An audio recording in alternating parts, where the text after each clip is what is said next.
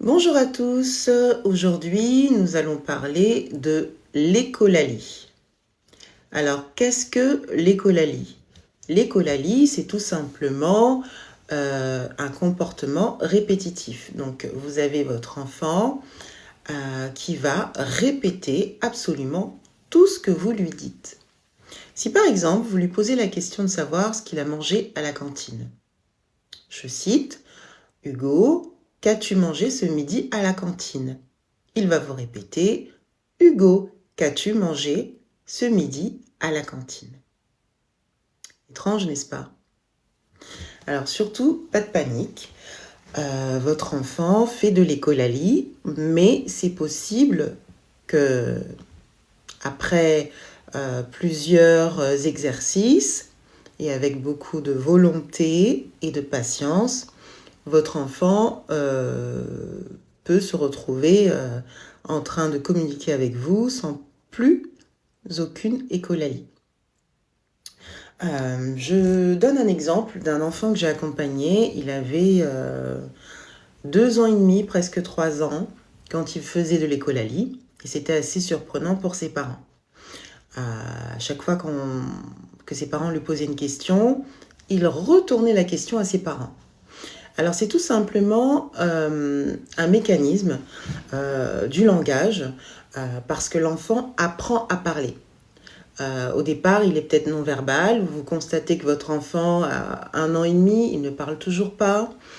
À 2 ans, ça commence petit à petit, il dit 1 ou 2 mots, mais pas plus. Et quand vous lui posez des questions, il répète vos questions. Et donc, ça s'appelle l'écholalie. Et donc, il faut prendre rendez-vous avec un professionnel du langage. Donc, ça peut être un orthophoniste. Je pense même il faut un orthophoniste, voilà. Et bien sûr, les professionnels de santé vous accompagnent. Mais c'est très très important, vous, en tant que parent, de faire votre part parce que c'est vraiment au quotidien. Ce sont des exercices quotidiens qui vont aider vos enfants à évoluer au niveau du langage. D'accord? Donc, par exemple, vous lui dites à la maison, il faut que ce soit vraiment naturel. Tiens, vous épluchez des pommes de terre. Oh, bah Hugo, regarde, maman, elle épluche. Qu'est-ce qu'elle épluche? Des pommes de terre. Oh, mais c'est très bon, les pommes de terre. De quelle couleur c'est? De quelle couleur sont les pommes de terre? Alors, s'il n'arrive pas à dire la couleur, c'est pas grave. Vous lui dites, bah, elles sont jaunes, les pommes de terre. Regarde, c'est un petit peu marron, couleur terre. Et puis après, bah, maman, quand elle les épluche, eh bien, ça devient jaune. Tu vois, alors c'est jaune les pommes de terre. Oh, mais est-ce que tu veux goûter les pommes de terre? Oh, c'est délicieux les pommes de terre. Vous lui faites goûter, vous lui donnez l'envie de goûter. Et puis, vous allez voir que si un jour il mange des pommes de terre, à force voilà, de converser avec lui, tout en cuisinant, vous lui apprenez donc le nom ou les noms des légumes que vous cuisinez. Vous lui apprenez également les couleurs. Donc, on peut très bien, vous voyez, apprendre à son enfant les couleurs, les chiffres, les nombres, les noms des animaux. On peut faire tellement de choses de manière éducative, en fait, de façon éducative. Donc, c'est ludique. Vous lui apprenez, mais en même temps, vous jouez avec lui. Il ne sent pas qu'il apprend. D'accord? Donc, c'est une manière ludique de lui apprendre un peu au quotidien les mots. Et des nouveaux mots, donc vous enrichissez son vocabulaire.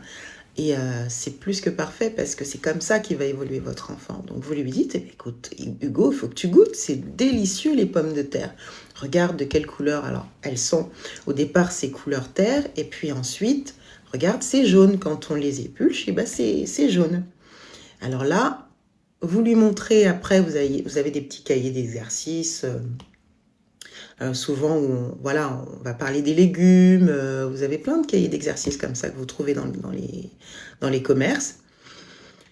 Vous lui montrez, eh bien écoute, ça regarde, qu'est-ce que c'est? On a vu ça la dernière fois quand on cuisinait, quand maman elle cuisinait, on a cuisiné ensemble. Est-ce que tu te souviens? Comment ça s'appelle ça? Ce légume, comment est-ce qu'il s'appelle? Il vous dira, pomme de terre. Un jour, ça viendra, alors peut-être après 2, 3 mois, 4 mois, peut-être 1 an. Chaque enfant évolue à son rythme et vous devez surtout pas avoir peur de ça. D'accord? Le plus important, c'est pas d'aller vite, c'est d'aller au rythme de votre enfant et surtout qu'il évolue. Si avant il disait qu'un seul mot, ça peut être, je dis n'importe quoi, pipi, hein, juste pipi, eh bien c'est pas grave, c'est très bien que rien du tout. En fait, il faut vraiment savourer chaque moment, chaque instant et chaque mot que votre enfant emploie dans son vocabulaire au quotidien.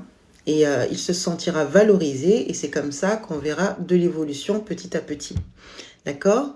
Donc oui, vous allez voir des professionnels de santé, ça peut être par rapport à la gestion des émotions, au langage.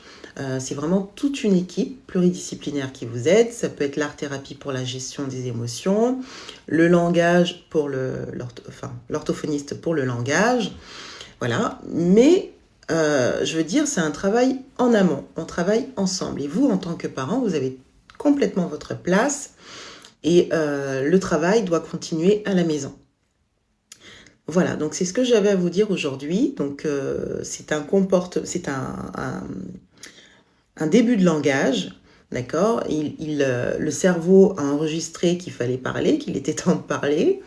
Et donc voilà, il peut se faire que il cherche ses mots, il a envie de communiquer avec vous, votre enfant, mais il ne sait pas trop comment faire. Donc du coup, il répète ce que vous lui dites. Ça n'a rien d'alarmant. Pour certains, il y a la disparition de l'écholalie qui peut arriver un petit peu plus tard, hein, dans 1 an, dans 2 ans, ça peut être à 3, 4 ans, 5 ans, 6 ans, même un peu plus tard. Il suffit d'avoir confiance en votre enfant, d'enrichir son vocabulaire au quotidien sans pour autant le bombarder de questions, parce que ça va le bloquer, hein, il ne faut surtout pas. Vraiment converser avec lui de façon naturelle. D'accord? Et je pense que ça, je pense pas, je crois, hein, c'est exactement ce qu'il faut faire. Il faut voilà, converser avec lui naturellement et vous verrez donc de l'évolution. Je suis Maïla Diva, art thérapeute certifiée et coach en troubles du spectre autistique. Donc je vous accompagne du lundi au vendredi en visio et le dimanche donc au 15 avenue Espace Bontemps à Colombes dans les Hauts-de-Seine. Donc prenez rendez-vous avec moi pour prendre rendez-vous avec moi. Donc c'est sur Ezalib. Voilà, vous tapez Maïla Diva, vous me retrouverez et puis vous pouvez prendre rendez-vous avec moi via Rezalib ou sur ma page contact sur le site officiel donc de Maïla Diva, donc qui est donc ladivathérapie.com. Voilà, je vous remercie et à très bientôt.